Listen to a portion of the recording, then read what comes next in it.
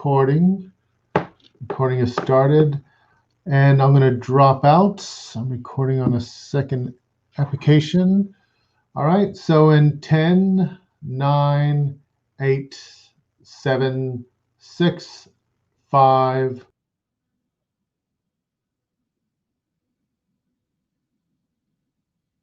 Kia ora.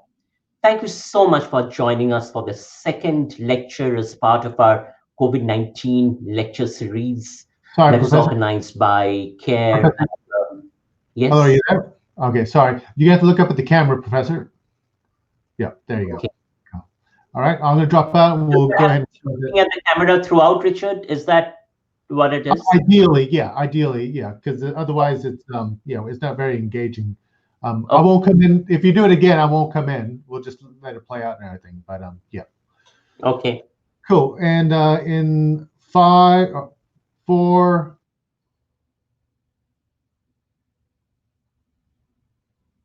Kia ora. Welcome to CARE's COVID-19 lecture series. We are now at our second lecture. We will pick up on the concept of the culture-centered approach that we have been discussing so far, and really work with one particular thread of the CCA, which is the idea of solidarity, and unpack it. Now, so far we have discussed the ways in which COVID-19 makes visible the deep inequalities in the midst of which we are living today across the globe. These inequalities constitute the trajectories of COVID-19, as well as they form the terrains on which we are seeing the effects of the various policies that have been created across states globally in order to address COVID-19. The challenges at the global margins, particularly challenges with health and well-being of those that reside at the global margins, the precarious workers, the essential workers who are in precarious roles, the migrant workers and refugees that have been displaced by decades of neoliberal reforms, bear the brunt of COVID-19 and its impact. Within that context, then, we will today talk about what it means to cultivate solidarity. What does the project of solidarity look like? And more specifically, what are the challenges with cultivating solidarity as we go forward? We will then wrap up this conversation by discussing strategies for addressing the challenges to solidarity, with an emphasis on creating transformative spaces that bring academics in conversations with communities at the margins, with unions, activists, with movements, but putting these conversations into action. So one of the key threads that you will see flows through today's lecture is the notion of challenging what we consider to be academic work, and in many ways really decolonizing that fundamental nature of that academic work. I will begin today's conversation by recalling a snippet of a conversation I'd once been having with a Maori theorist, Professor Graham Smith, who is the originator of the Kapapa Maori movement in many ways. And I remember once conversing with Professor Smith, and he reminding that the work of theory really is embedded in the lived struggles and in the work that we do with our hands in building communities and in doing work in communities. I found that metaphor of working with our hands really powerful, because that offers us an invitation to an imaginary of theorizing work that actually emerges from the lived struggles of communities at the global margins. So one of the goals for this conversation really is to communicate and engage with academics, particularly within the backdrop of COVID-19, as there has been growing interest among academics in addressing some of these deep-seated inequalities. So, part of my conversation is as a dialogical anchor for academics, for us to think about well, how can we reimagine the work that we do in academia? And how can we seed this work in the principle of solidarity? So to get us started, I thought that it might be a good idea to begin with a poem that has a great deal of appeal to me, especially as I think about my own work and look at the ways in which my work connects with the struggles with subaltern communities at the margins. And that poem really highlights this question of subaltern agency. Now, in much of the literature on subalternity, the subaltern being the position of erasure. So, subaltern is a position without an identity, in a sense of having a consolidated identity that offers a pathway of mobility into the networks of capital and into the sites where one's voice is heard.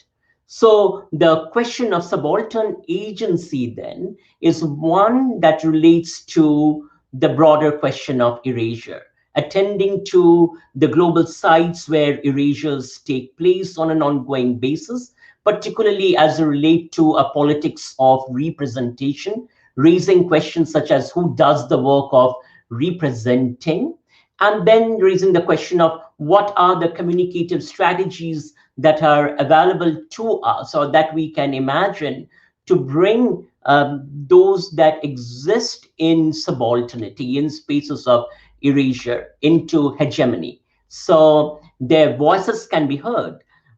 Their voices can be heard in communicative spaces and in communicative infrastructures that are owned by them and that are embedded in their journeys and politics of solidarity.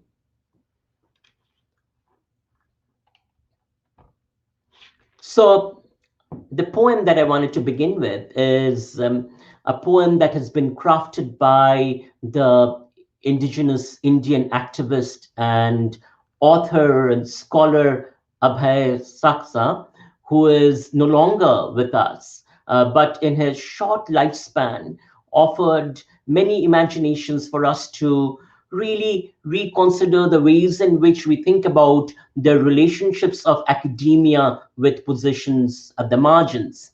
And what I find so inspiring about Abhay's poetry is its invitation for us to really interrogate our own complicity within deep structures of profiteering and extraction, uh, to interrogate our own methodological performances that often are extractive, where we go into communities at the global margins to gather data and present this data only to serve our careers, but commit very little to the actual lived struggles of communities at the margins. So, within the context of indigenous struggles within India, which in itself, in the contemporary context, is a settler colonial project, Abhay articulates, I'm not your data, nor am I your vote bank. I'm not your project or any exotic museum object. I'm not the soul waiting to be harvested, nor am I the lab where your theories are tested. I'm not your cannon fodder or the invisible worker, or your entertainment at India Habitat Center. Now, this is reference is quite powerful in terms of the ways in which the subaltern as a category is captured in intellectual conversations, in art, in cosmopolitan performances of what I call in my work a chic radicalism that extracts once again from the indigenous experience in order to create new circuits of profiteering while committing nothing at all really to the struggles at the indigenous margins. I'm not your field, your crowd, your history, your help, your guilt, medallions of your victory. I refuse, reject, resist your labels, your judgments, documents, definitions. your models, leaders, and patrons, because they deny me my existence, my vision, my space. Your words, maps, figures, indicators, they all create illusions and put you on pedestal from where you look down upon me. So I draw my own picture and invent my own grammar. I make my own tools to fight my own battle for me, my people, my world, and my Adivasi self. What is really powerful about this poetic invitation is its testimony to the extractive work that academics typically perform. Now, any crisis or any sort of health challenge or economic challenge creates new opportunities for new classes of elites to profit from, creates new opportunities of data to be extracted from the lives of those at the margins that often bear with the greatest consequences the effects of the crisis. This poetry, then, is an invitation for us to decolonize that fundamental relationship of extraction on which much of academia or academic knowledge production is built, where academics take data, condense data out of the lived experiences of those at the margins, turn these into publishable pieces and manuscripts that certainly help propel academic careers, but do not commit then to the struggles of the people. Going from Abhay's narrative, let's now move on to what Howard Zinn, one of my favorite historians, has to say about what then it means about the role of imagining academia within the context of the struggles of the margins. Professor Zinn says it would be naive to depend on the Supreme Court, the highest court of the land, to defend the rights of poor people, women, people of color, dissenters of all kinds. Those rights only come alive when citizens organize, protest, demonstrate, strike, boycott, rebel, and violate the law in order to uphold justice. So when you juxtapose Abhay's poetry with the invitation that Professor Zen offers to us to imagine the role of academe, you could see where I'm trying to locate the concept of solidarity. I begin then by making the argument that the work of building solidarity is one that has to critically interrogate the role of academia, that has to critically interrogate the kinds of extractive relationships that form academic structures. And starting from that point, then consider the ways in which the very body of academic theorizing, the body of the academic, and the body of academia can be placed in the midst of the lived struggles of those at the margins to uphold justice, to secure justice, to have a voice in spaces so that these fundamental inequalities in these spaces can be transformed. So today I will begin by talking about why solidarity, and a lot of this really will draw upon lecture one, where we talked about the concept of communicative equality.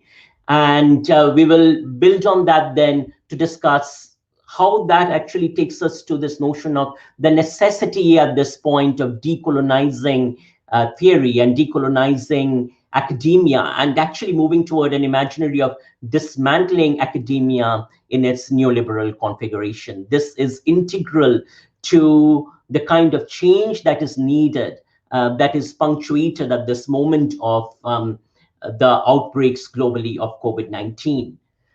Within this context, then, I will pull up the idea of placing our bodies on the line, which is something I had discussed in the previous conversation, and we will really think through what it means to place our bodies on the line. We will then examine what are some of the ongoing challenges we face as we place our bodies on the line in solidarities, and then perhaps imagine some strategies for overcoming these challenges. And this is where I really hope that this is just a conversation starter for us to really brainstorm and think about what the actual nature of doing solidarity work will look like within the backdrop of COVID-19 and post-COVID-19, as we work toward building and imagining a just world that's based on and grounded in the concept of both material equality as well as symbolic and communicative equality. So communicative inequalities, as we discussed in lecture 1, are inequalities both in terms of distribution of information and voice resources, as well as ownership of information and voice resources. So clearly, information and voice resources globally today are owned by a small segment of the global elite. So there is increasing concentration of these communicative resources in the hands of the elite, which then is also tied to the highly unequal distribution of information and voice resources across populations, all the way from information related to content and learning to information that points to how to access resources, modalities of accessing resources, to voice infrastructures for communities to participate in democratic processes, in having a voice, in having a say, and in transforming the broader structures that they live within.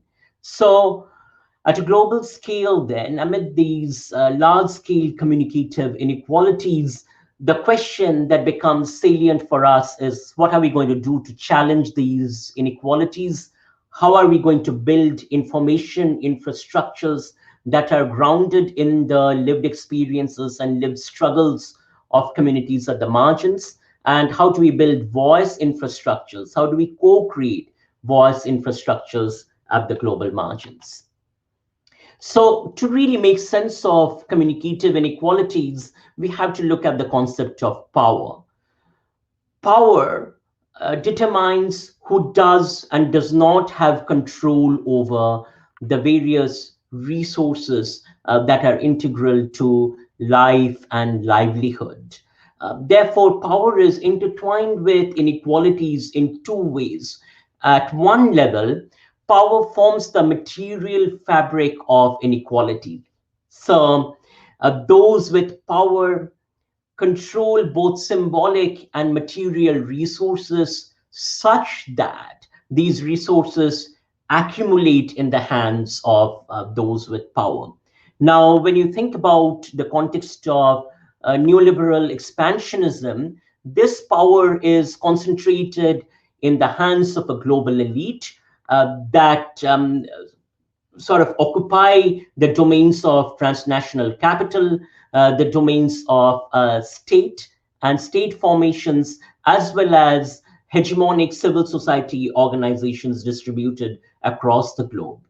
This consolidation of power then has essentially meant that state, private actors, and civil society actors work hand in hand often in order to further reproduce these inequalities and in order to circulate them across global chains of profiteering. At the same time, inequalities, because they exist, they constitute power and forms of power and control. So inequalities are about seeding, maintaining, reproducing, and circulating power. This interplay of power and inequalities perhaps is best captured in organizations such as the World Economic Forum, where you have the global elites, be it from the private sector, be it from the state sectors, from transnational civil societies that come together to decide on the configurations of global problems and how best to address them. So you will see in the roundtable discussions of the World Economic Forum, challenges like inequalities or poverty be discussed at great length. Only that the solutions to these then are designed by the elite, which then, if you think about it from the logics of the interplays of power and inequalities, is meant to keep power in the hands of the global elites. So you have a paradox here in some ways that inequalities, challenges to poverty are discursively controlled by those that hold the power and that have been making the kinds of decisions under these forms of varied neoliberal transformations across the globe that profit the global elite. A lot of these arguments about the global inequalities in power, the textures and fabrics of power, are available in my 2013 book, Voices of Resistance, with Purdue University Press. That is now available to you if you go to the Purdue University Press website for free to download.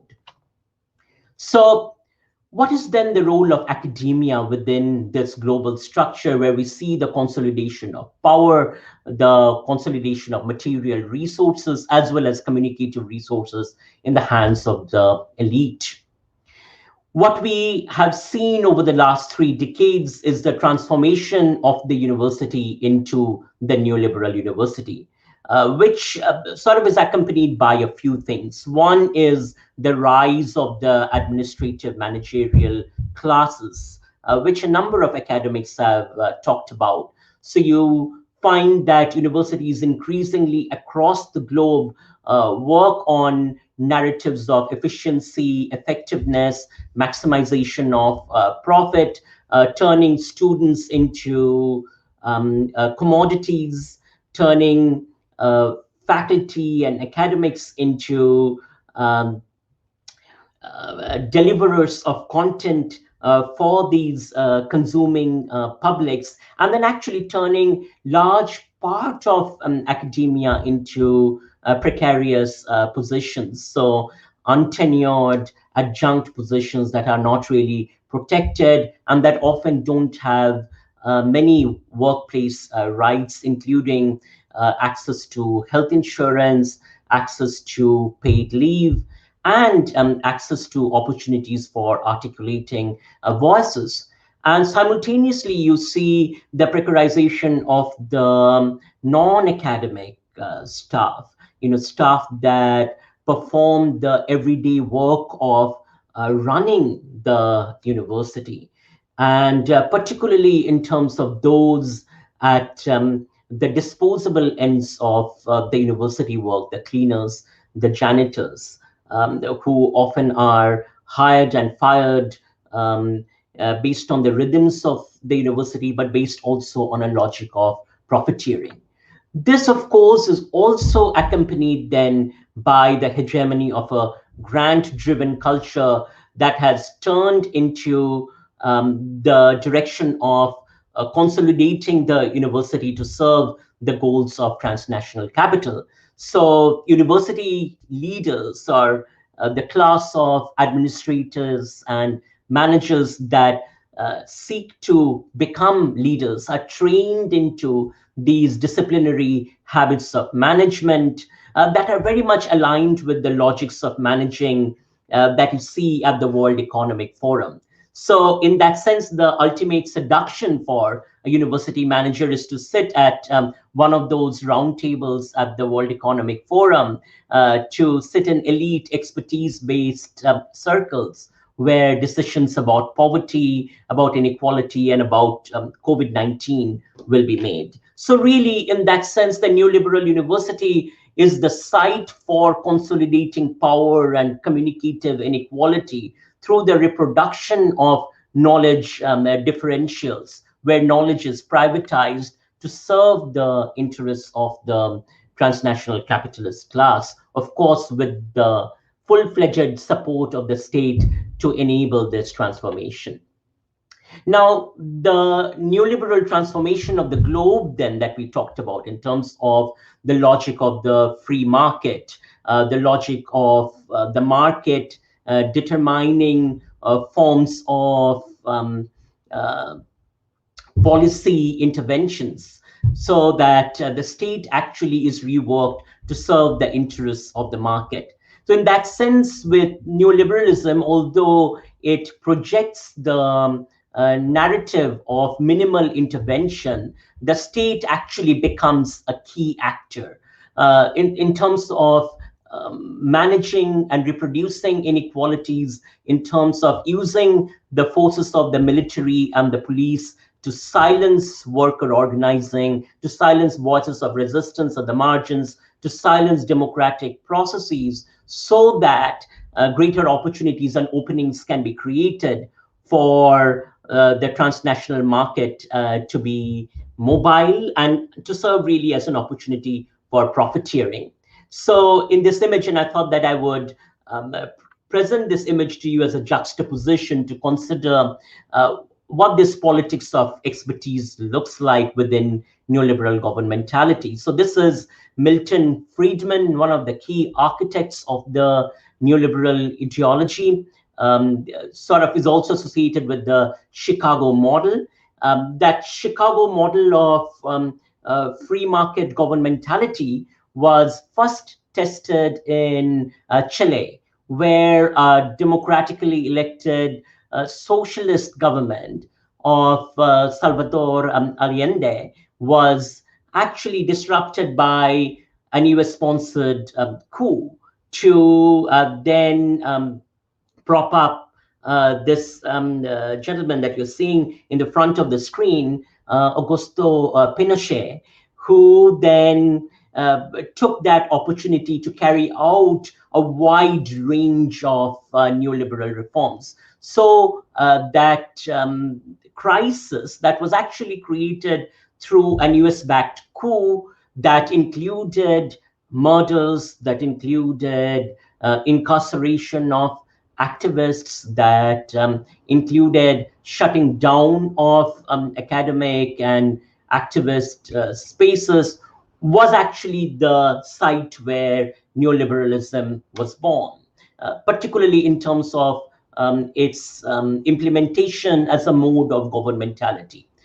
Now, it is also important then to remember that to Pinochet's implementation of these economic reforms, a group of economists that were trained in Chicago, called the Chicago Boys, famously, were integral to this process of carrying out these large-scale reforms.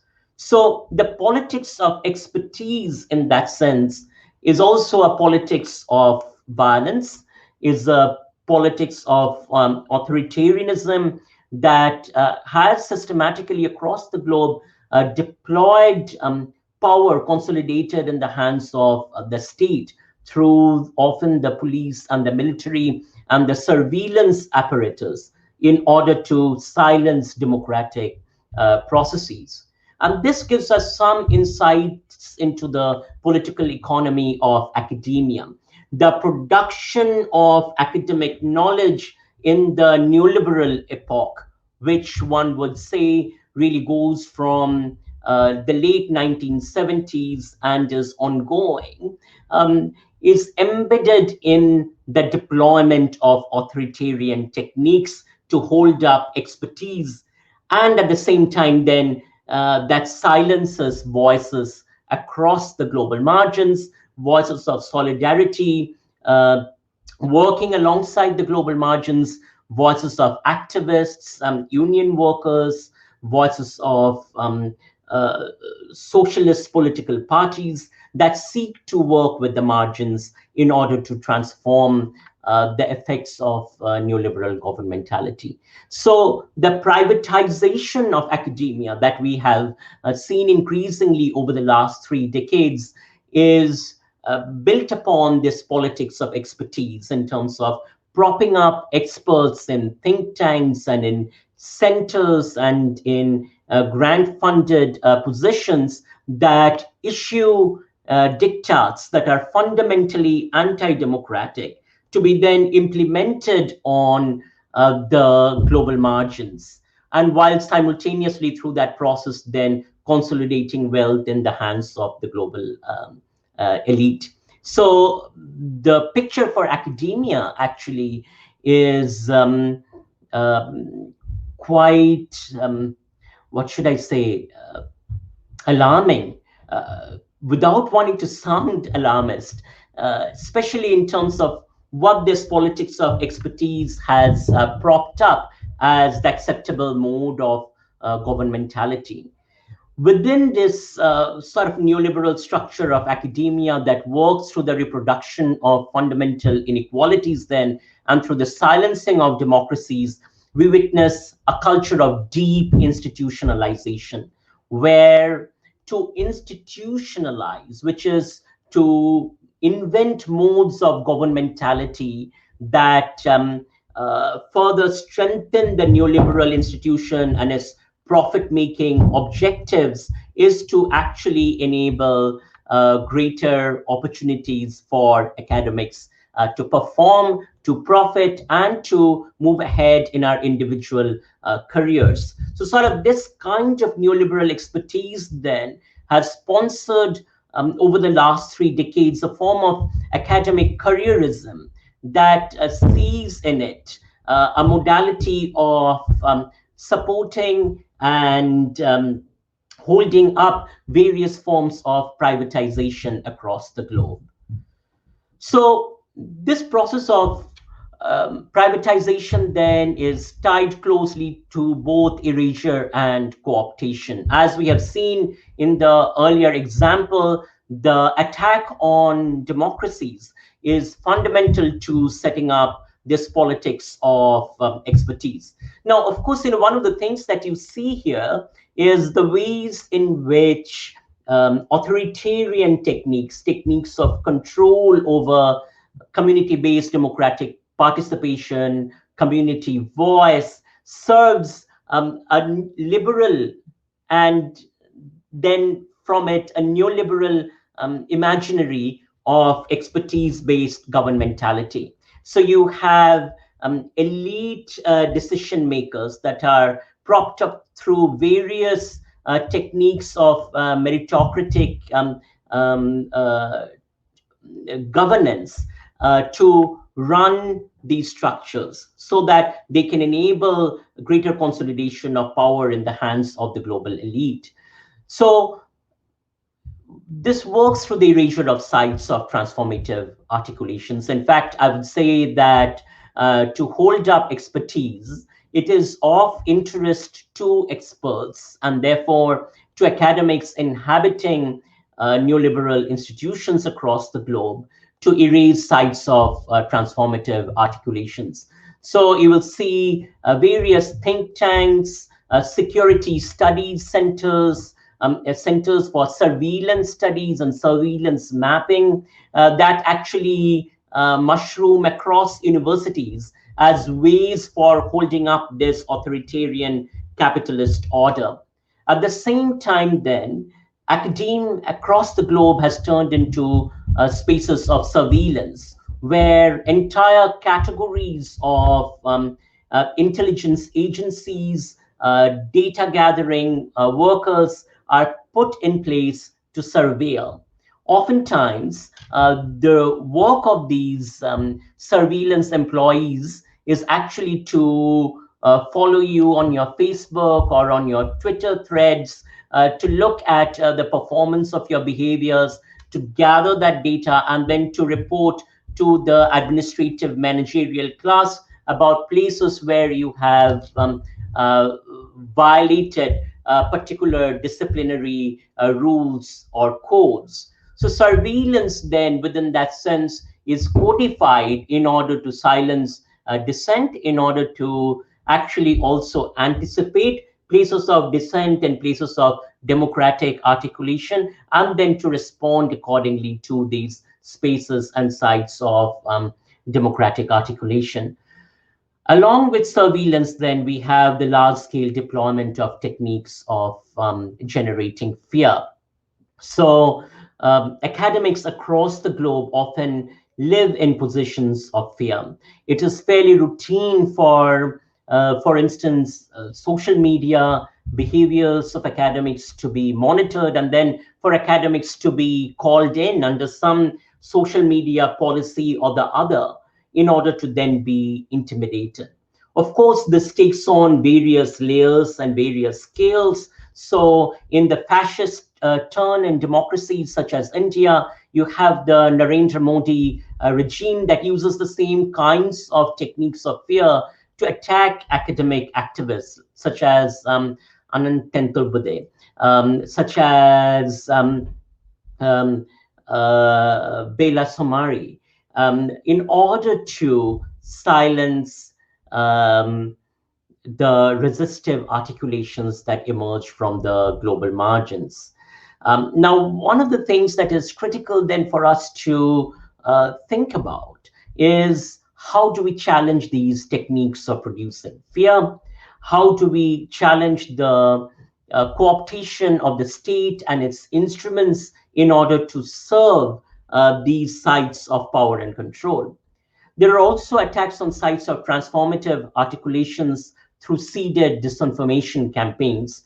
So states now have regularized various forms of communication work, public relations work, that is solely committed to the work of creating disinformation and seeding disinformation, particularly in terms of stigmatizing activists, stigmatizing communities at the margins, and then launching full-fledged campaigns on these sites of protest and dissent.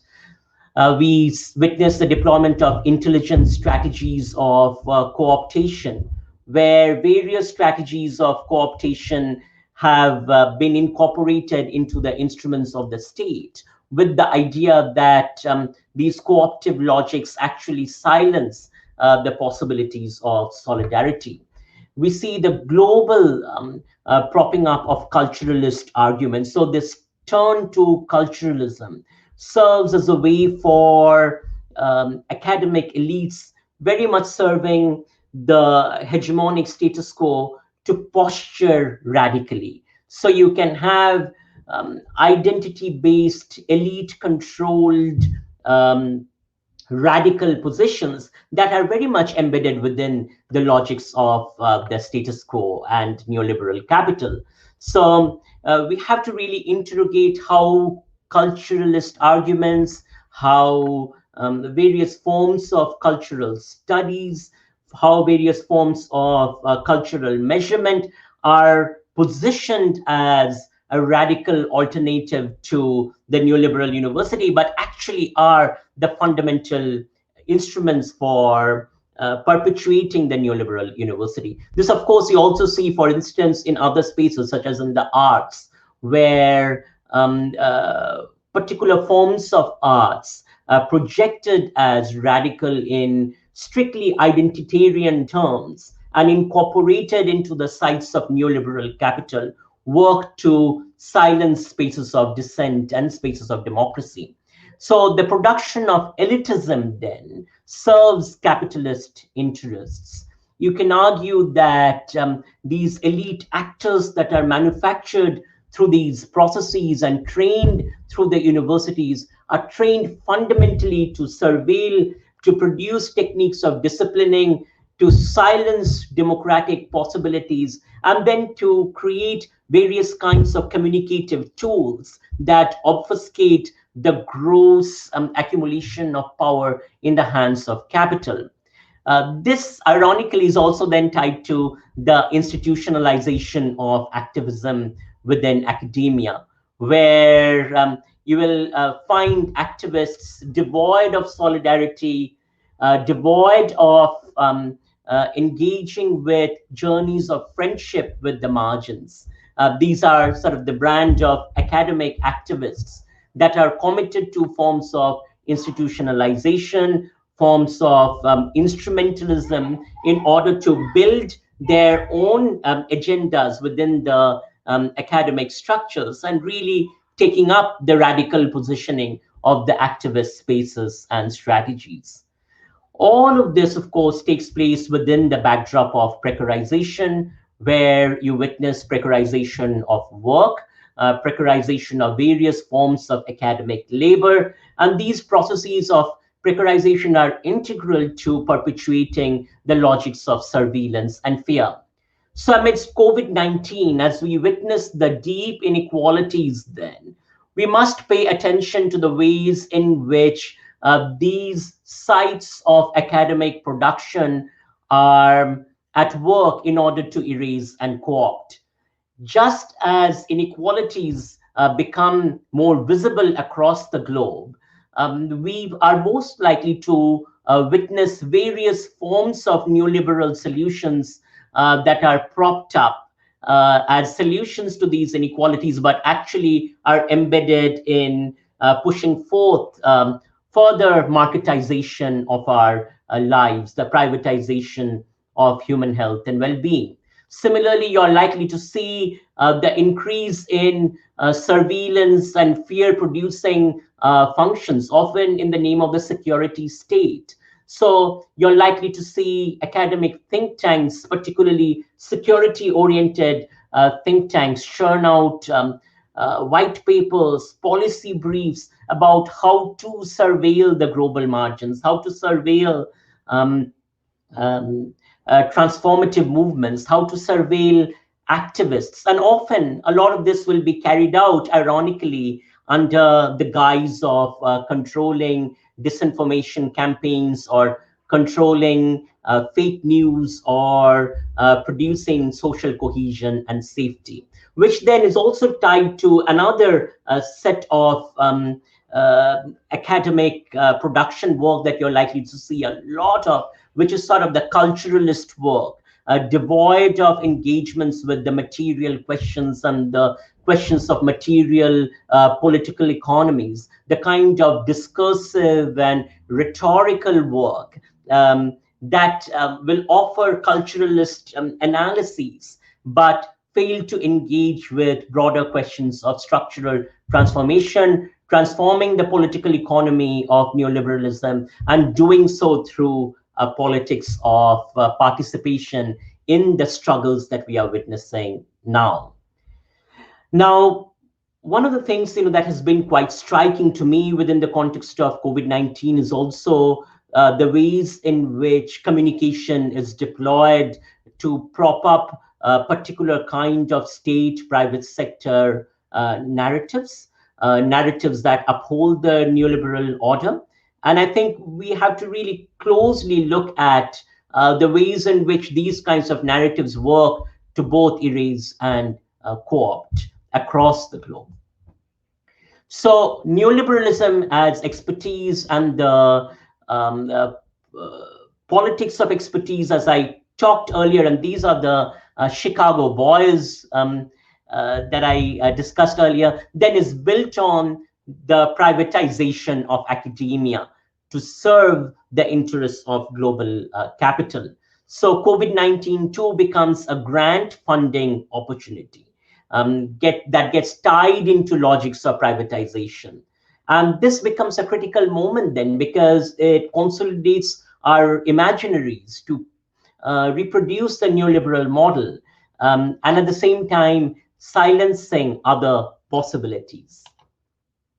So what then can we do within this backdrop? And this is where I'm going to take us next in terms of talking about the concept of solidarity.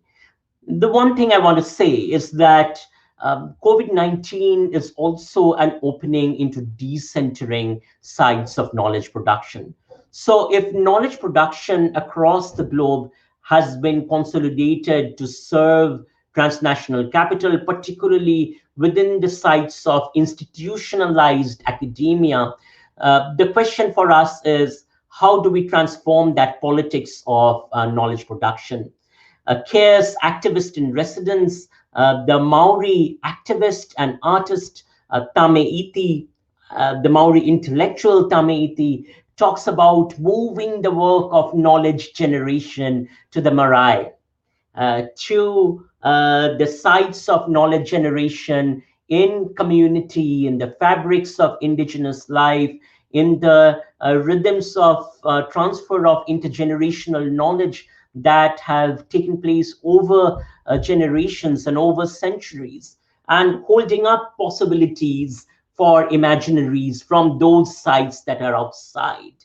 So the work then of transformation is one of fundamentally moving out of these neoliberal structures that have colonized spaces within the academe, to move into the sites literally in the field. Here in our work with the Deccan Development Society that I had discussed in the first lecture, you see the women participating in the backdrop of the massive transformation of Indian agriculture, with neoliberal policies aggressively being pushed by the state and various universities and agriculture extension centers. The work of the women in terms of generating knowledge, drawing on intergenerational knowledge, drawing on women's knowledge, drawing on the everyday practices of farming and the lived experiences of generating evidence, transforms the very notion of knowledge generation. So the kinds of food crops they come up with as the solutions to local agriculture fundamentally resist and transform the cash-based neoliberal model of agriculture that has colonized these spaces in much of the global south, certainly in many parts of south and western India.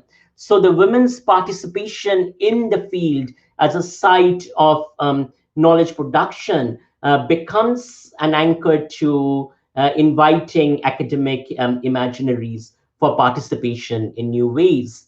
So the generation of knowledge then gets situated amid the work of generating life, amid the work of generating life forms, generating food forms, and generating economies that are deeply connected to everyday democracies. So here you see a beautiful exemplar of what a community democracy looks like when Dalit women, so these are many of them are untouchable women who are at the caste margins of Brahminical India, participate in these spaces. You see them marking out with chalks the various field spaces that they own collectively, and then planning the crops to maintain and grow the diversity and pluralism of these spaces, and at the same time to take the ownership of food and agriculture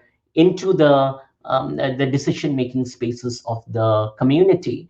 So the work of generating life is embedded amid struggles of those at the global margins. It is embedded among the struggles of the migrant workers and refugees and indigenous communities across the globe that are the sites of targeting by global capital.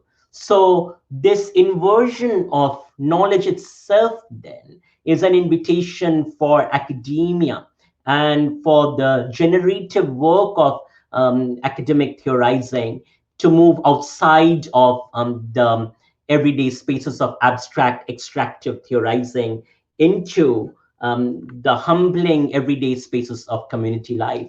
You know, one of the things that has often been striking in terms of the ideology of neoliberal expertise and how that is produced is the ways in which even your so-called critical academics would circulate these ideologies of expertise. So within the context of indigenous work, for instance, academics stating that, oh, this is not really knowledge or this is not really science, or in the context of the struggles of low-income migrant workers in Singapore, academics stating that, oh, but they really can't possibly know how best to participate and what decisions to make. So that kind of arrogance of expertise has been seeded by the 3 decades of neoliberal reforms. So in this work of decentering then and of moving out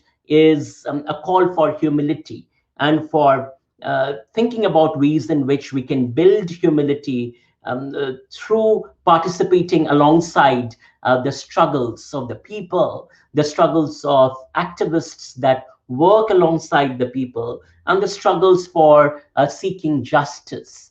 So the work of decentering knowledge generation then ultimately is for the struggles in order to seek justice. So why do you generate knowledge is a question that we all ought to be asking amidst these massive inequalities that have benefited us in many ways. It certainly has benefited me, and it really makes me pause and think about the purpose of the work that I'm doing. So that we should be asking the question, why are we participating in the generation of this work? Why are we participating in the generation of this discourse? And how is this work of knowledge generation connected to the everyday struggles of the global margins, and connected materially in terms of providing anchors to transformations through a politics of humility? So, in that sense, I feel that COVID-19 is a moment where we really must think about ways in which we dismantle academia. And what I mean by that is this is an invitation for us to think about how to dismantle the current status quo of academia that is based on these logics of privatization, of careerism and opportunism, and of extraction that sort of has produced these kinds of gross inequalities. So solidarity then, within this backdrop and amidst this invitation to dismantle academia and decolonize it, is a vital anchor, because it orients us in new ways to the potential work of politics and political imagination through reorienting our own interests, our own roles, our own identities. The Merriam-Webster dictionary defines solidarity as unity as of a group or class that produces or is based on community of interests, objectives, and standards. So if we connect this question of solidarities with the question of subaltern agency that we began this conversation with, the work really ahead of us is to imagine how we generate these anchors for identities, interests, objectives, and standards that bring about certain forms of registers for strategic unities that are placed together, that are assembled together, that are crafted together at particular moments in order to bring about deep structural transformations, in order to bring about transformations in these deep inequalities that we are witnessing across the globe. So much like the work of exploiting crisis that supports the neoliberal interests. And this is the argument that Naomi Klein invites us to make. What is the work of crafting identities at this point amidst this crisis that enables specific formations that challenge the global neoliberal order? It's taken for granted narratives and ideologies of the free market governing and dictating forms of management. And how do we then imagine outside of those kinds of neoliberal narratives other possibilities for politics, for economics, and for social organizing?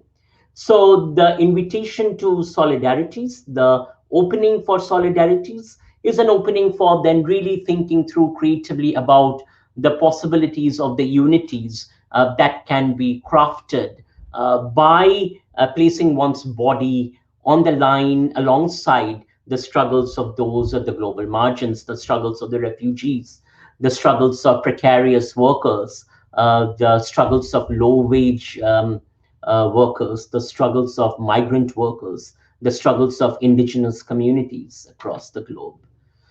So solidarities, and I want to walk through some ideas that I just want to offer as potential ways for thinking through the notion of solidarities.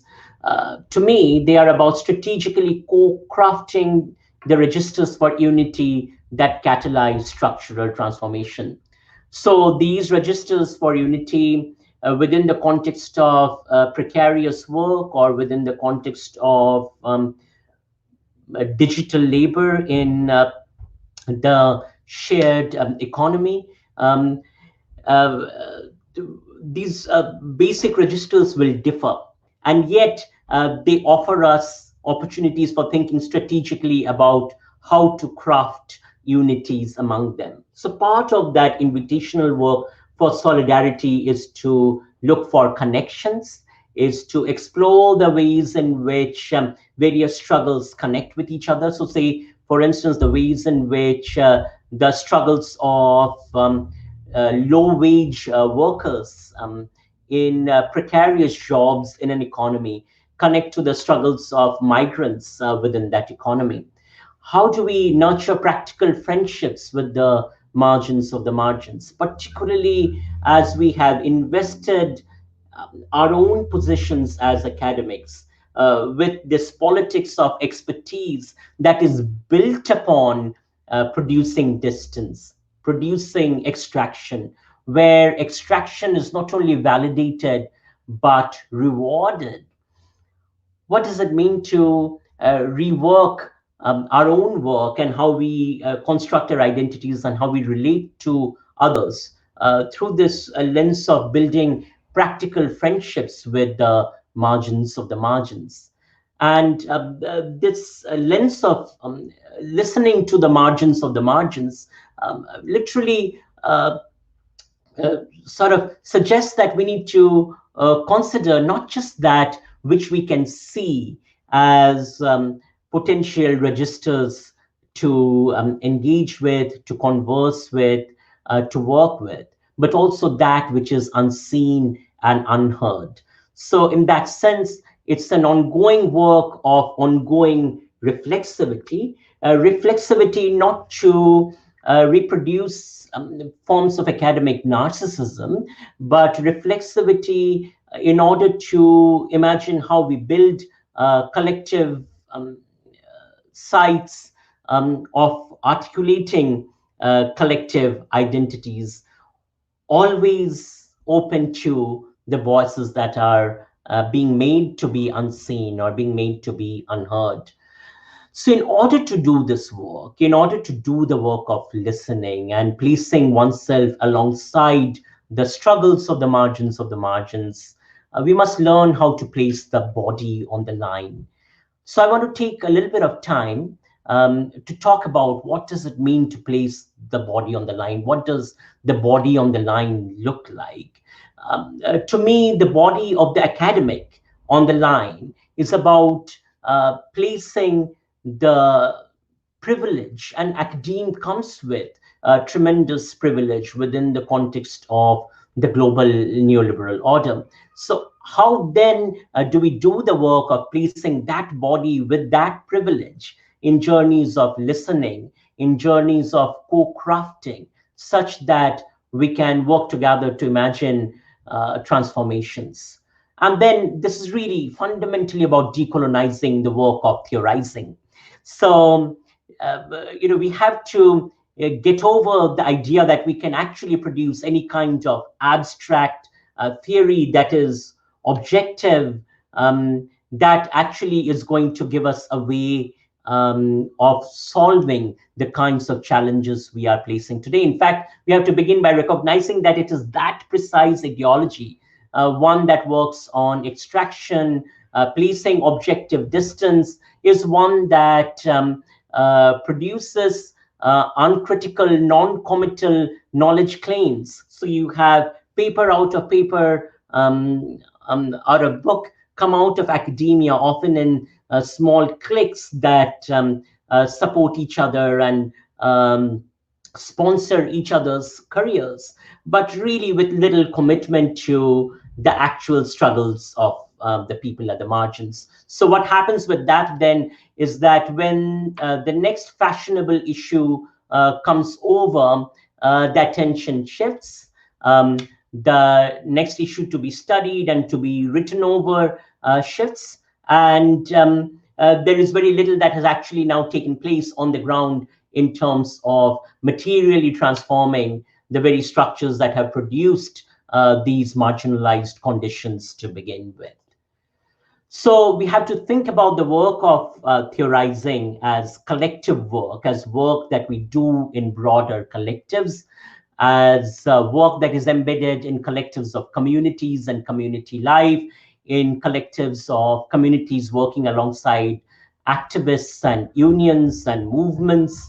And in that sense, then theoretical work can become really vital to the work of movements and activism, particularly in terms of looking at the possibilities of generating ideas through the work of the collective, through the work of coming together in communion to imagine possibilities.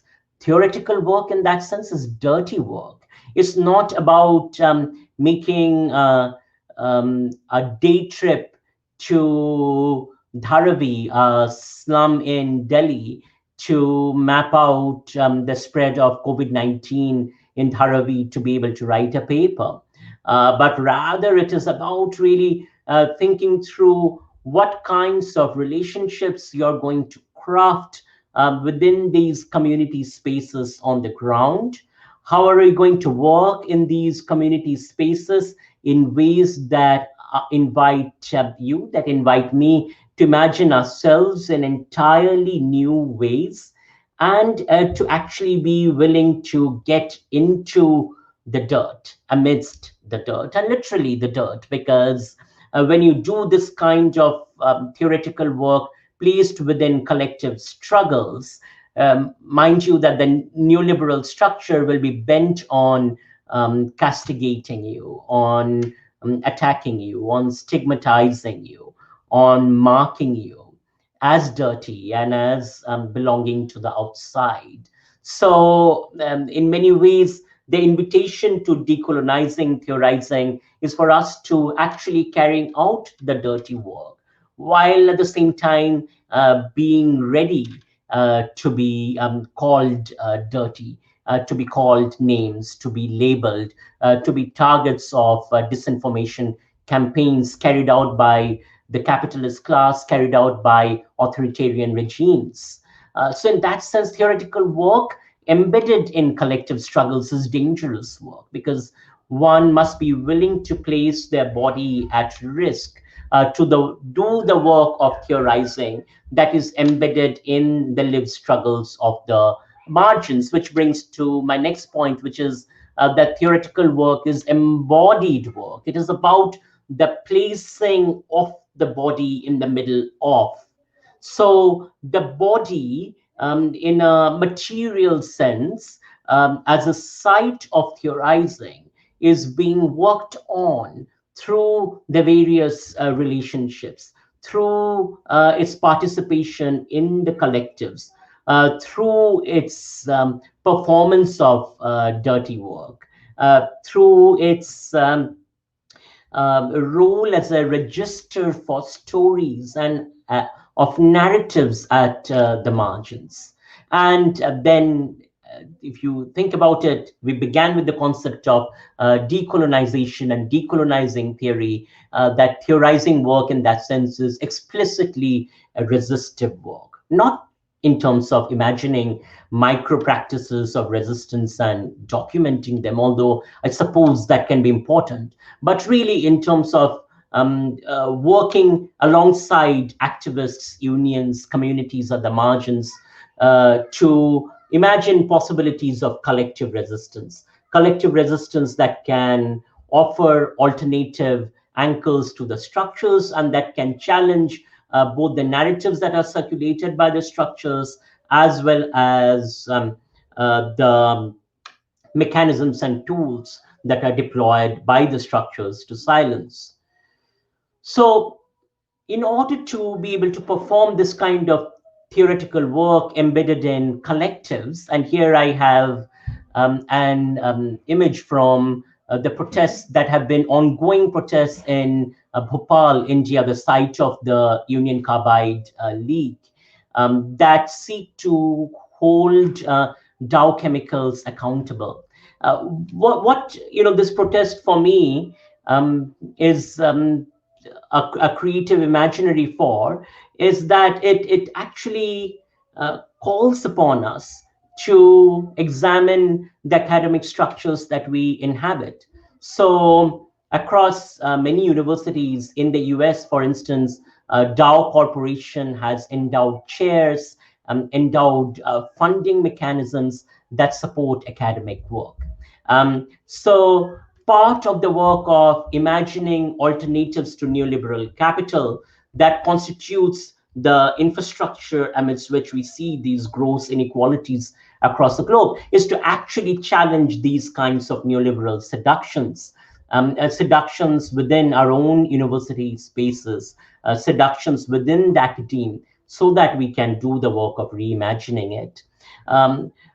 Much of the work of the neoliberal frontiers of global capital falls within the realm of the stealing of indigenous life forms, the stealing of the indigenous gene, indigenous food crops, indigenous farming systems that are then privatized, placed into logics of profiteering, and then removed from the lives and livelihoods of indigenous communities. So this kind of stealing of the bio is integral to the production of the kinds of health inequalities that we witness across the globe today. So the work of resisting neoliberal seductions then in many ways is about challenging within university structures, within academic structures, within structures of knowledge production, these sites of piracy, these sites of extraction. Similarly, we must challenge the extractive logics. Go back to Abhay's poem where he talks about this idea of people coming in to take stories in order to profit from them. That is the kind of extractive logic that academe thrives on. You see this kind of extractive logic at play amid COVID-19, so that these deep inequalities become sites for producing next data sets without fundamental commitments to the lived struggles, to transforming the lived struggles. And part of resisting neoliberal seductions is to actually make visible these extractive logics and to question them, to interrogate and disrupt the kinds of radical posturing that we see with the culturalist turn across neoliberal academia, where resistance itself framed as pragmatism or framed as the practical work of art making or cultural generativeness is co-opted to serve the market mechanisms, the mechanisms of the neoliberal status quo. Within this backdrop, then, embodied work, where the work is placed through the placing of the body of the scholar alongside the struggles of the global margins, alongside the struggles of activists and unions, offers a very different framework to work with. The way in which this framework differs is by making the work of resistance explicit, by making the work of structural transformation explicit, and by working through then the call to social justice. So theoretical work is ultimately, within the backdrop of COVID-19, the work of building the registers for social justice by listening to the voices of the margins, by listening to what is articulated in the communicative infrastructures at the global margins, and then finding ways of disrupting the logics of the neoliberal status quo through the presence of these stories. I remember once, in the work of the culture-centered approach, cultural studies scholar coming in and making a face to some of the care researchers and shrugging about social justice and referring to them as social justice warriors. This kind of active work of discounting claims to social justice or discounting registers to social justice is integral to the production of the neoliberal status quo. And this, unfortunately, often takes on the radical chic imagery within the market-friendly academia. So by justice anchored in the voices of the margins, we continue to challenge that kind of silencing logics, but we also continue to challenge that kind of radical posturing by making it visible, by calling it out, and by interrupting it with voices from the margins of the margins across the globe and from the global south. So, in this work of crafting out unity, community becomes sites where the work of doing solidarity and building solidarity begins with co-creating pedagogies of community democracies. So, how do we co-design infrastructures for the voices of the margins of the community to be heard, for these voices to take ownership over spaces? And much of that work is about recreating habits of democracy, while at the same time learning the practices of democracy that are necessary to come into hegemony within the state neoliberal structures, in resistance, of course, to these structures. So, for instance, what are the avenues and processes of participation into democratic processes? What are the kinds of organizing work that can be done within community spaces built upon learning together these habits of democracies and anchoring them in the threads and rhythms of community life? So this work then becomes one of supporting the grassroots, and supporting grassroots based material interventions that emerge from the material work that is done in the margins. So if you can imagine, for instance, with the global challenges experienced by essential workers in precarious jobs, the work of organizing democracies then becomes one of organizing sites where precarious essential workers can participate, can lay claims to infrastructures of decent work, infrastructures of decent pay, of minimum wage, of fundamental health protections, and of the right to health and well-being.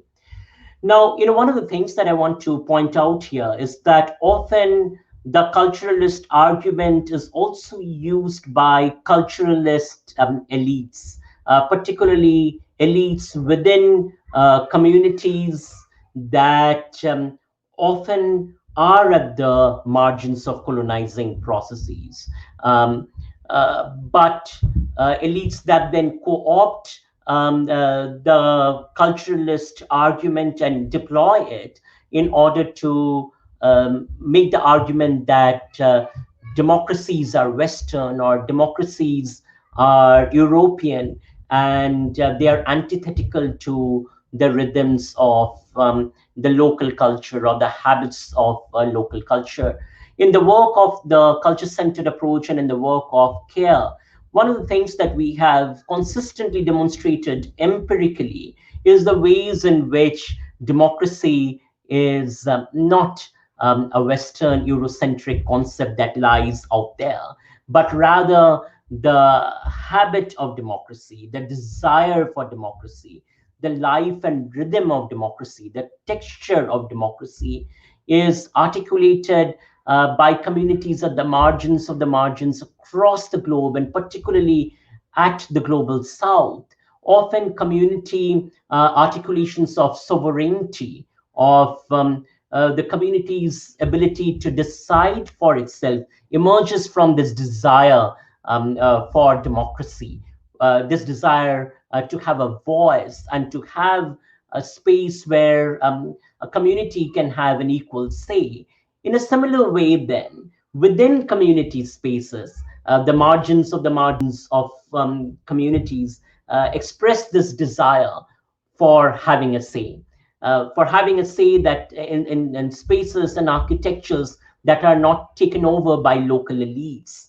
So, in this work of imagining and organizing democracies, I think it is fundamental to look at how then this work of generating democracies actually becomes the basis for generating knowledge, generating the bio that resists biopiracy, that resists bioprivatization, but rather that works through bio, through imaginaries of ecosystems and health and well-being systems that are intertwined and embedded in community voice and community livelihoods.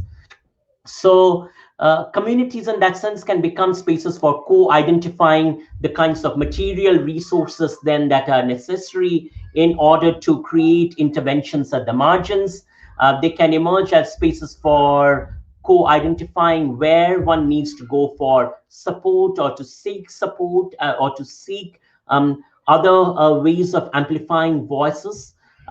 They can serve as basis for co-creating voice infrastructures. So in the work with Deccan Development Society, for instance, much of the community-based work that is anchored in the women's voices is about recreating community radio, community-based video storytelling, using community-based meetings where women use seeds and various leaves and shrubs and sticks from plants in order to actually draw out and map out the method through which they are going to plant. These are all examples of co-creating voice infrastructures.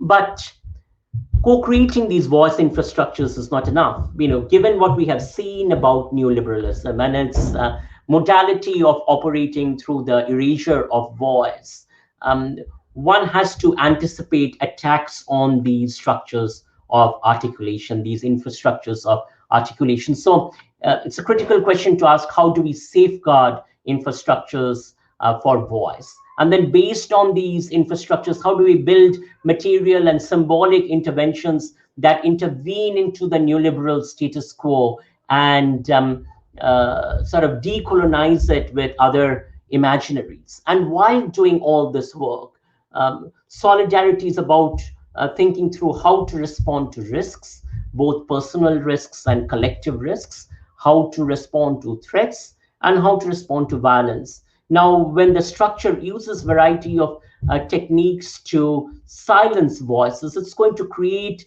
a variety of propaganda techniques and surveillance techniques to mark those spaces of solidarity, to render them as dirty, like I was saying earlier.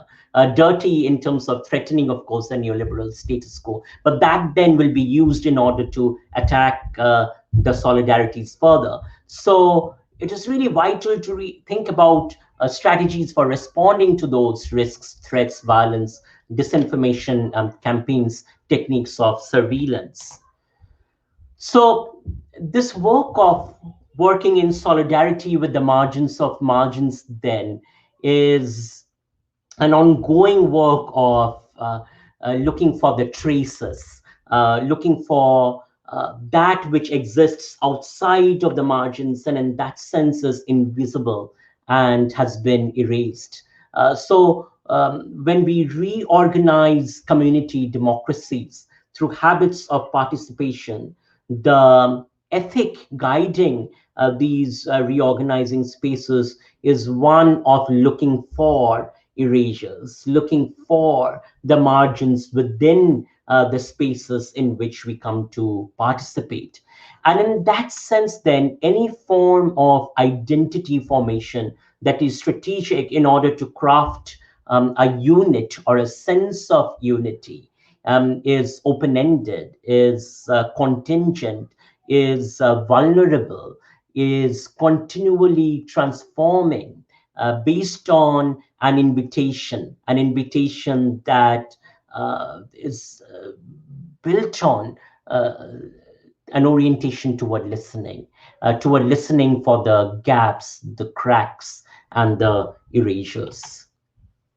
So when we work on solidarity by recognizing that this work of solidarity is one of building ongoing openings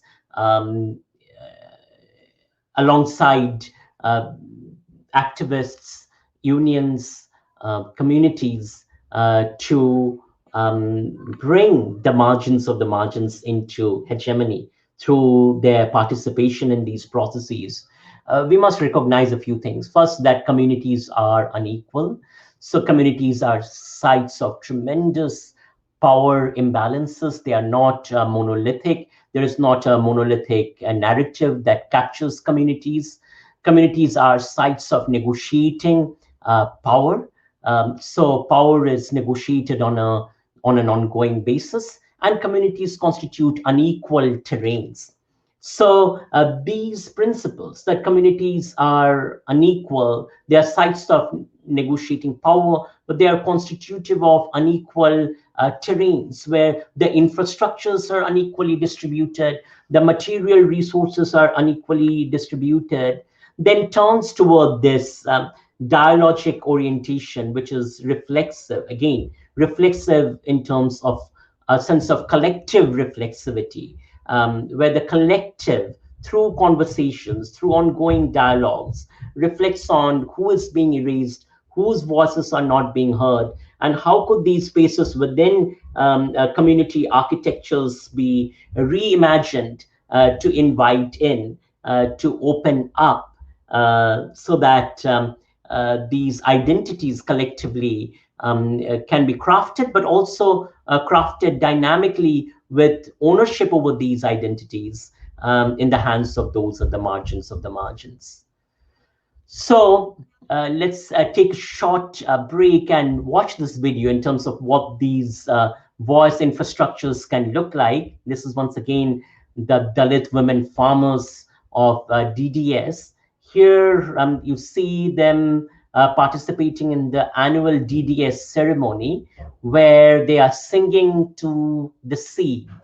The songs of the seed within this context become the imaginaries for, the anchors for structural transformation, for resisting the caste politics, the patriarchal oppressions within the local context, the complicity within the state and agricultural extension centers and knowledge production centers within the regional and national context, and really challenging neoliberal agriculture that goes from the local to the national to the global. So let's witness their singing.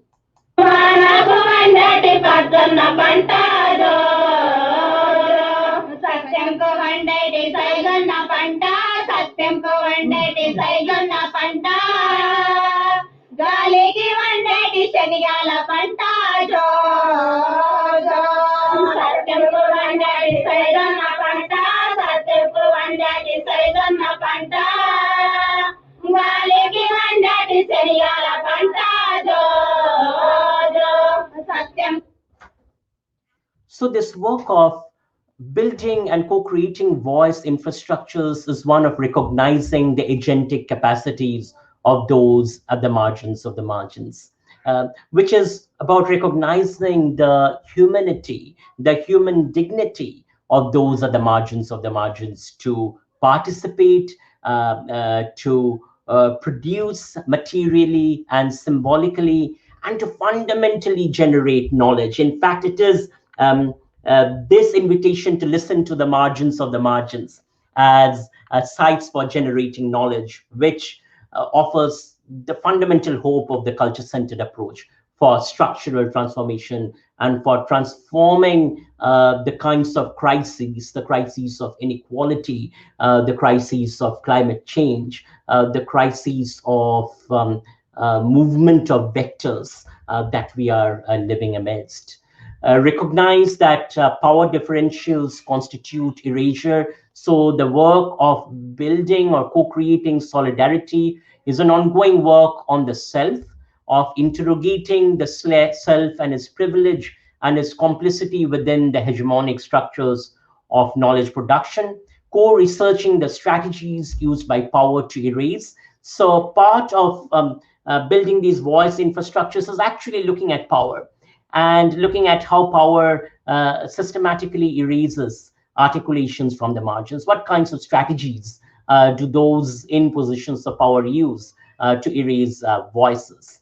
And through that work of recognizing strategies used by those of power, can we reinvent new imaginaries that actually resist these strategies? So you really have to know the techniques and the tools and the strategies deployed by the colonizer in order to take these on, in order to actually make spaces for seeding alternative imaginaries. And all of this can happen fundamentally through the work of placing the body in presence. So none of this can happen through what I in my work call academic tourism. You cannot simply go interview 12 households living in poverty, write up a journal article or a book, and then think that you have intervened. You haven't. You have produced a commodity that will sell in networks of transnational capital, but do very little in terms of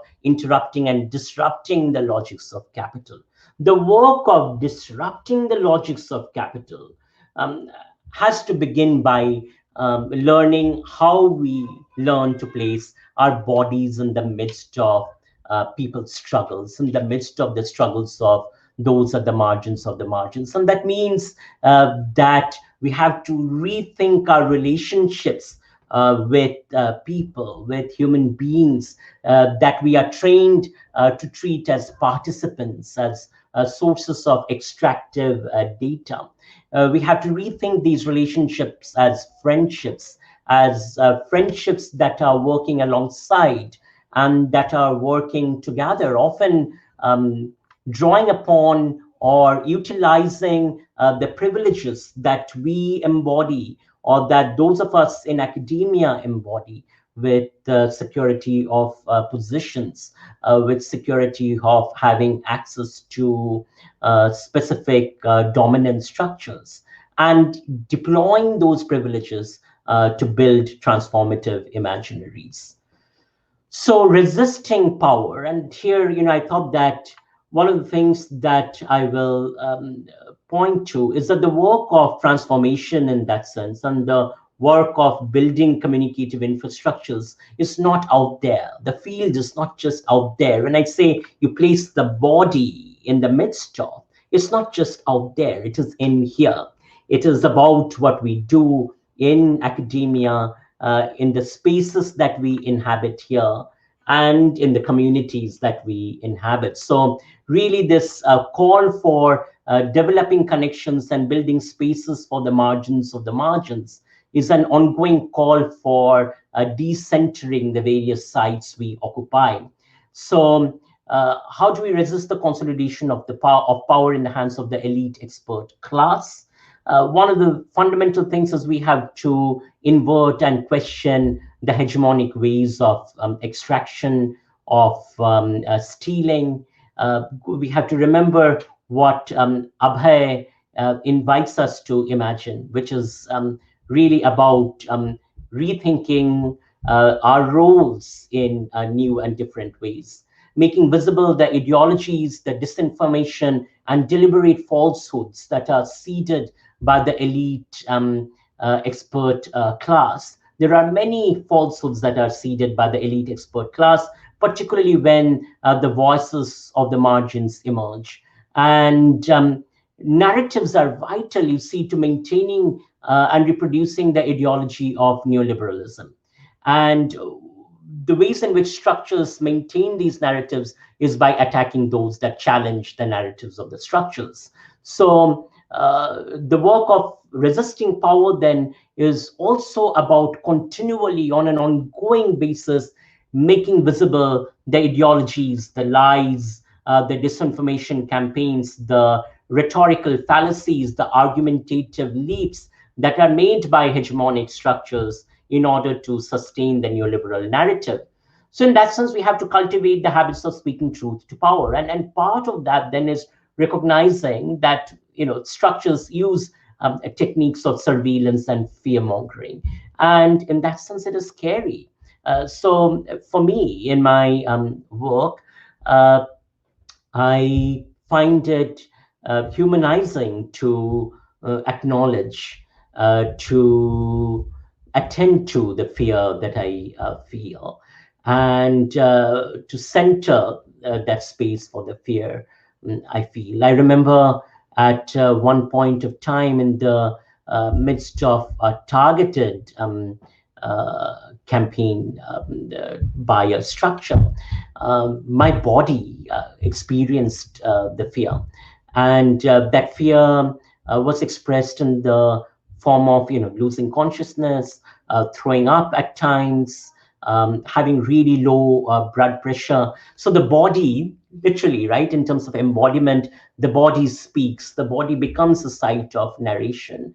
And acknowledging that, acknowledging the presence of the body and its feelings is very important to cultivating the habits of speaking truth to power, because to see and to witness is to know how to overcome and to resist and to challenge. So within this context then, when we cultivate habits of speaking truth to power, our work also becomes one of practicing commitment without conditions, which is that when the struggles of the margins emerge, when the narratives of articulated by the margins emerge in discursive spaces, when narratives articulated by activists challenge the hegemonic narratives of dominant structures, the structure will do what it does, which is it will use its tools. And think about Pinochet and the Chicago boys. It will use the tools that it is used to using in order to silence. It will deploy techniques of silencing by carrying out disinformation campaigns, by carrying out surveillance, by using the apparatus of the police and the military. Often the marking of voices of resistance as anti-national is a fairly common strategy within contemporary contexts of authoritarian capital. So within these settings, then practicing habits of commitment and committing to the voices of the margins, to the struggles of the activists without conditions is critical, so that we continue to place our bodies alongside, we continue to place our bodies in publicly visible ways, we become seen in solidarity. And this work of becoming seen in solidarity is also a work of bringing the subaltern into hegemony, not by seeking to represent the subaltern, but rather by standing up to face the structure. When the subaltern positions are attacked, when activists working alongside subaltern positions are attacked, such that for the structure, it is no longer a targeted site to be intervened upon, but rather it is a much wider collective. So you spread the risk, you spread the effects of the danger across and within spaces of privilege, such that narratives are anchored in possibilities of disruption, possibilities of taking over the hegemonic narratives of the structures that are cultivated by the structures. So, when thinking about then this notion of biopiracy and colonization of spaces, at the margins in order to serve the neoliberal status quo. I find the concept of bioresistance, and I think of bioresistance as working by placing the body, by placing its fluids, its tissues and cellular structures, and its genetic structures within the context of working alongside through friendships. So the placing of the body, its ability to take in stimuli, to feel the stimuli and to respond to them amidst the collective struggles for transformation, amidst the collective struggles of the margins, becomes a way for challenging biocolonization, which reproduces neoliberal governmentality. So I place for you two questions, and I invite you to think through and reflect on these two questions. What does it mean to reorient the labor of our academic work as friendships with the margins? So this is really a question for academics. And also, what does it mean to reorient the labor of our academic work as friendships with activists, unions, movements, collectives when these are targeted? Of course, with our global audience and with our community partners, with communities, activists, movement leaders, the questions to ask them would be, how do you imagine the work of redoing academia and academic labor? What would you like to see out of academia? How would you like to reimagine academic work and the work of knowledge generation in order to create the registers for structural transformation? So I want to move toward wrapping up by talking about some key ideas of, what does it mean to place the body on the line through presence, the notion of being here and witnessing by physically placing our bodies here and standing alongside, by voicing alongside, by working alongside to make visible, right? So where the working alongside is not to represent or to take over, but rather working alongside to make visible. So at CARE, we work through advisory groups that are anchored in this idea of how do we listen to the margins of the margins and invite the margins of the margins to own this space, but working with these advisory groups to make visible the inequalities, the effects of these inequalities, and the possibilities of change, so that the solutions, the ways of seeing how you can transform these structures emerge from the margins, or working alongside for voices to be heard. So working with, as solidarity with activists, unions, movements, transformative politics begins by recognizing the vitality of placing our bodies alongside through presence and through the witnessing of the stories of these struggles. The very work of witnessing then stands in resistance to various forms of state oppression, state suppression, deployment of military and police, because through witnessing, you create narrative accounts, but through witnessing, you see the state, you see transnational capital, and you make visible these techniques of violence and silencing. So the last few slides I will spend talking about how do we, through these interventions of solidarity, plan and prepare for responding to the hegemonic structures, especially as they silence these transformative possibilities. I talk about in my upcoming work on communication and social change on concentric spheres of planning. So crises such as COVID-19 make visible the necessity for immediate response. Where crisis response needs to be immediate, those at the margins experiencing the violence of deep neoliberal reforms sort of call for responses that are immediate. But also, it's really important to think about how these immediate responses connect with medium-term strategies over the next 3 to 5 years, so that you keep the momentum up and running, which is again about sustained presence, about committing over the longer term, and then think about the long-term work over 10 years, 20 years, 30 years, in terms of the nature of organizing, to build infrastructures for voices, but to fundamentally transform the hegemonic structures. So solidarities, in terms of the crises, is about voicing amidst crises created by hegemonic structures, um, uh, narratives that challenge the stories circulated by the hegemonic structures, voicing amidst targeted attacks and disinformation campaigns carried out by hegemonic structures that target unions, activists, communities. And this voicing, in that sense, called for a sense of publicness. Solidarity as friendship that brings together this union into unity comes with an expectation. It's the expectation of being public, being visible with your body, and being seen in resistance to the structure by placing your body alongside.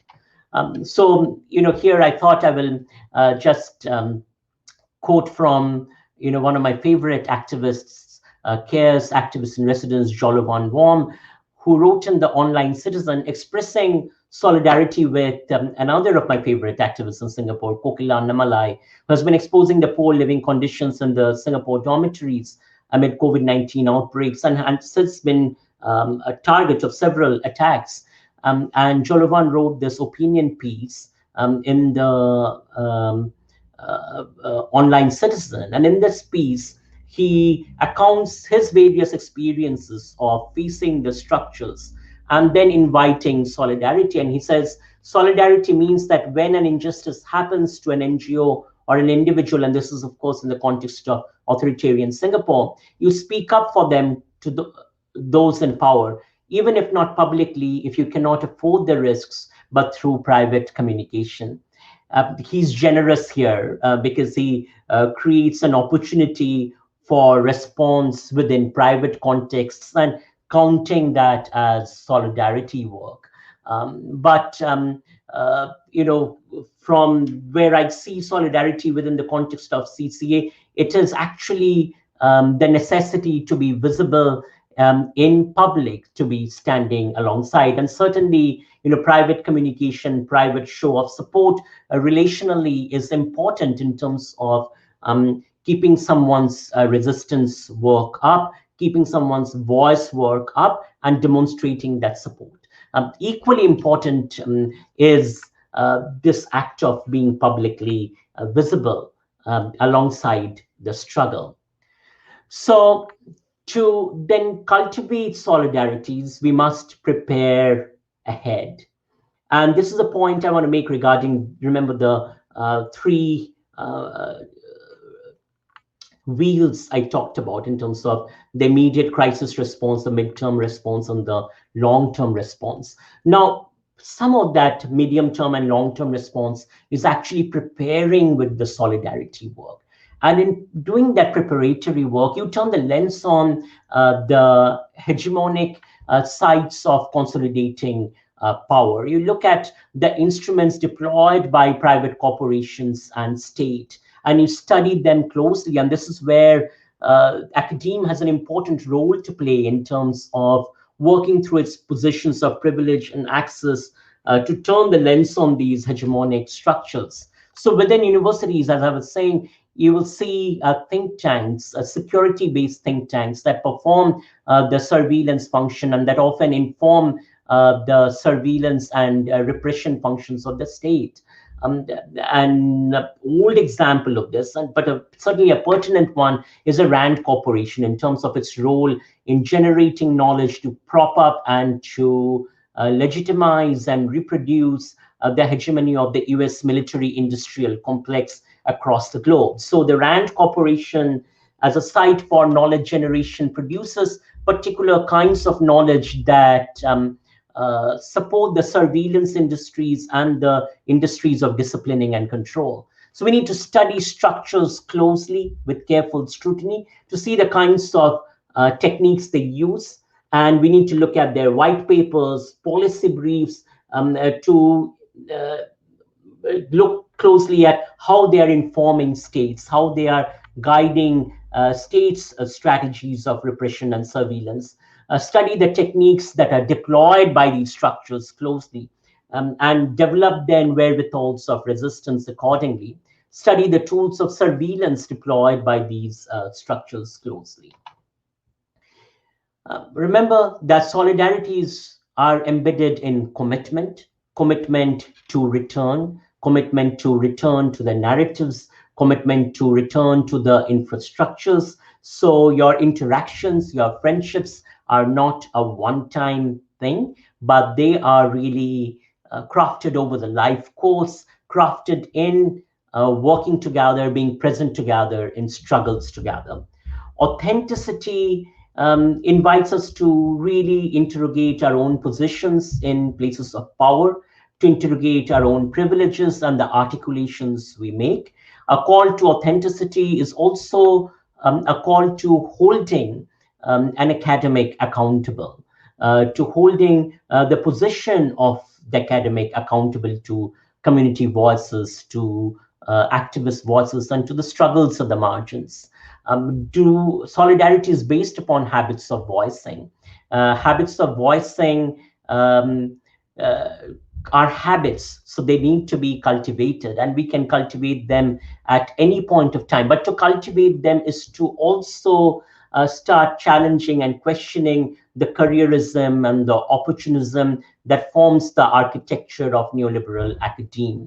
Crafting counter narratives, working in collectives of communities, of activists, of union workers and movements, of academics, to create counter narratives and to really think through how these counter narratives would sustain themselves, to rooting these counter narratives in the fabric of community life and everyday life. The greater you're able to root these narratives, these counter narratives into community spaces, the greater the sustenance of these narratives in terms of addressing the attacks by structures, but also building spaces for imagination. So if you take a key lesson from the work of the Dalit women farmers, or the work happening in the context of indigenous agriculture and indigenous sovereignty over agriculture and food systems, you see how the habits of rooting, and literally in terms of rooting the seeds, anchoring the seeds in community collective resources, and ancestral learning that is passed over generations, in open sharing as collectives, builds the basis for other imaginations. Based on ideas of connecting, based on ideas of giving, based on ideas of working together. So those two are ideas of solidarities. So through solidarities, you root anchors for solidarities to be imagined, and you sustain them. So I want to wrap up by talking about the work of CARE and the ways in which we struggle with, we negotiate this politics of building spaces for solidarities with the margins of the margins. We, inhabit universities. These are institutional spaces, and part of being in these institutional spaces is, of course, negotiating the institutional logics. So I want to begin by acknowledging that even as we talk about resisting and decolonizing institutionalization, many of the sort of political economic structures that sustain care are formulated within institutional logics. So the work of challenging and decolonizing is a back and forth work. And I want to give here the example of having the indigenous activist Tame Iti as our activist in residence. Having Tame in the university as an activist in residence was transformative, because it invited the academe as a space to reimagine what generation of knowledge looks like. But that also came with having to negotiate structures, having to push back structures, having to resist structures, and sort of going through that process. So commitment again there is key, because to sustain the activist in residence project at CARE that brings activists into the spaces of care, we face many challenges. The center is audited often through the deployment of powerful forces that see these kinds of work as exactly what they are, that is, challenging the hegemonic status quo. So they use tools such as audit to ask questions such as, what role does the activist in residence program have in the university, or asking questions such as, how much is CARE spending in funding activists? And we have to negotiate those structures even as we push back, but we have to also respond to them. But at the same time, doing that negotiation work makes that space for recognizing that activists are, through their embodied struggles and embodied change work, are knowledge practitioners. They are laborers of knowledge. They generate knowledge. And this immediately questions the elite-driven neoliberal structure, and in that sense counters its fundamental logic. Activist dialogues similarly offer openings for fundamentally transforming how we think about knowledge. The public placing of our bodies as care workers in solidarity with activists. Again, commitment without conditions with academics. So what does solidarity call for in that sense? It calls for us to be publicly visible alongside. Public placing of empiricism and our empirical work, the work of empirically anchoring in the rhythms of community life at the margins of the margins in solidarity with the margins. So that in turn fundamentally changes the nature of research or the nature of academic work, because that work now is guided in and is anchored in the imaginations of the advisory group, in the rhythms of the advisory group, in the strategizing by the advisory groups of the margins of the margins. The insistence on disrupting structures, the recognition that these neoliberal structures are fundamentally unsustainable, is then the basis for continued insistence on how we disrupt these structures, how we challenge them, how do we transform them, which is then the basis for sustaining everyday acts of resistance. So connecting all of this back into COVID-19 futures, and I want to narrate a story from Aotearoa, New Zealand. Within the context of COVID-19, one of the things that you have witnessed across Maori communities in Aotearoa is the emergence of community sovereignty, community ownership of running these checkpoints, so that Maori communities who often bear the largest burdens of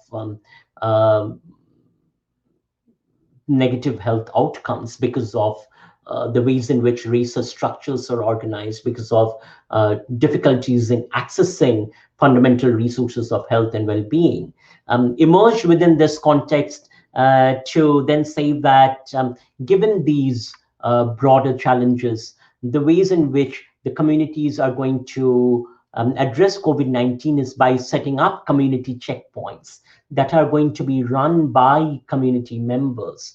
This is an example of the concept of Tinoranga Tiratanga, which is the notion of Maori sovereignty, which anchors community and indigenous sovereignty within the broader context.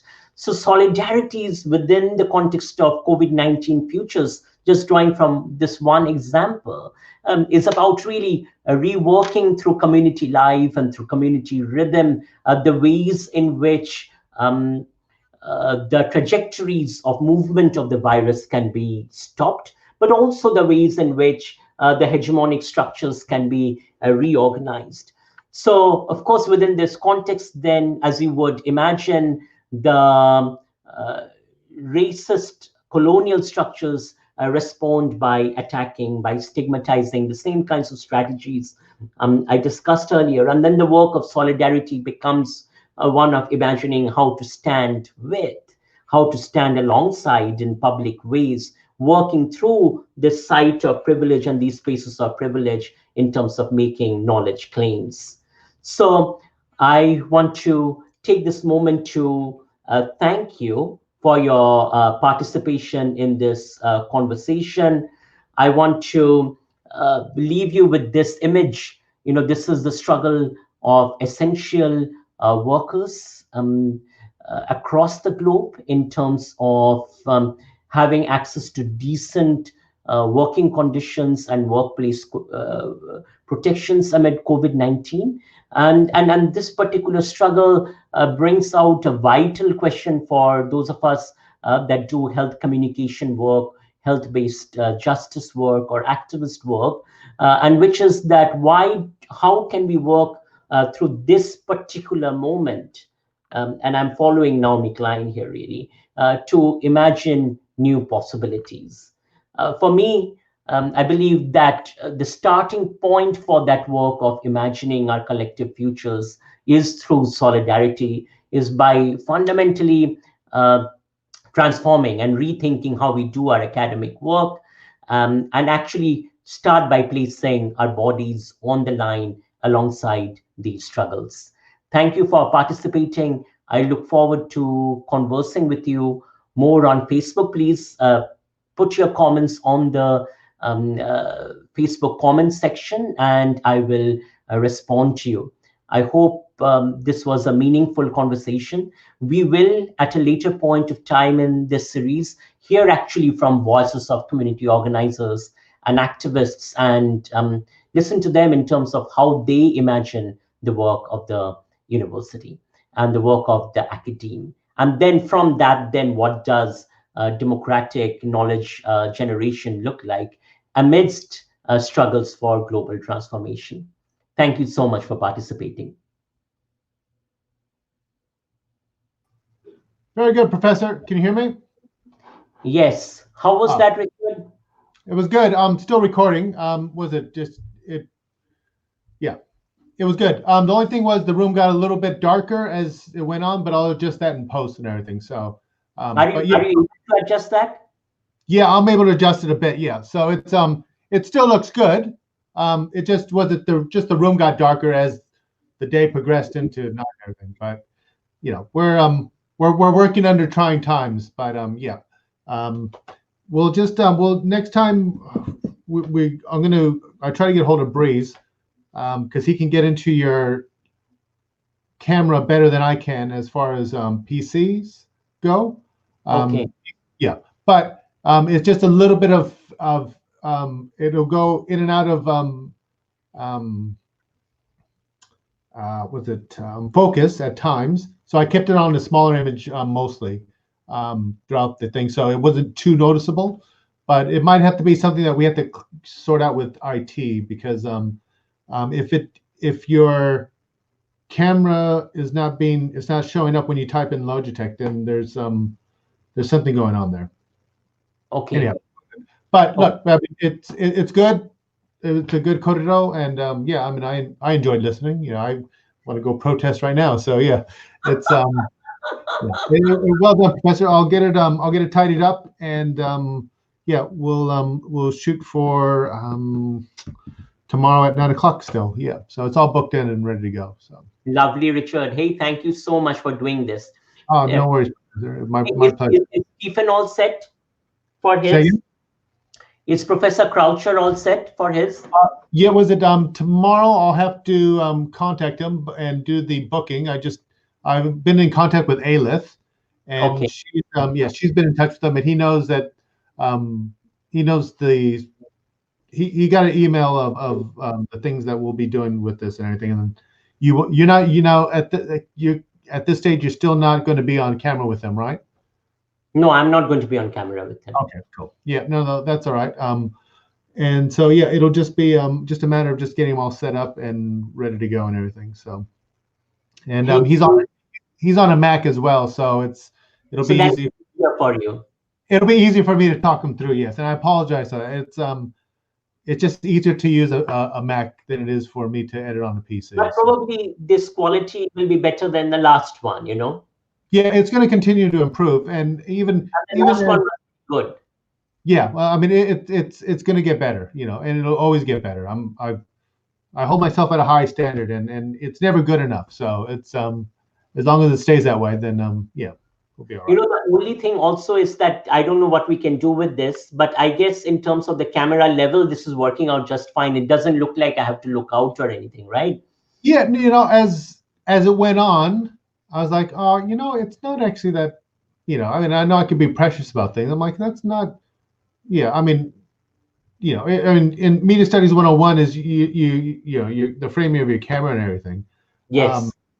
And I'm always really, you know, this even goes back to doing news, very careful how I place a camera, so I don't make it look like I'm too, you know, I don't want to imply anything with the way someone's framed or anything. I just wanted to be quite neutral and let them, you know, do the work.